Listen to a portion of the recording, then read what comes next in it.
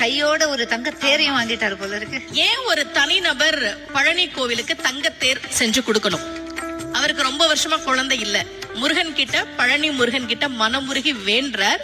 இரட்டை ஆண் குழந்தை பிறந்ததால் நன்றி கடனாக அதை கொடுத்தார். அப்போ முருகன் கிட்ட நாம ஒரு விஷயம் கேட்டா கேட்டதை விட அதிகமாக கொடுக்கக்கூடியவன் முருகன் அப்படின்றது நமக்கு தெரியுது.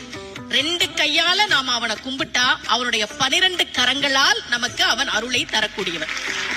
பக்கரை விசித்திரமணி பொற்கலனை இட்ட நடை பற்றி என்னும் முக்கிர துரகமும் நீப பக்குவ மலர்த்தொடையும் அக்குவடு பட்டொழிய பட்டுருவ விட்டருள் கைவடி வேலும் திக்கது மதிக்கவரு குக்குடமும் ரச்சை தரு சிற்றடியும் முற்றிய பன்னிருத்தோளும்.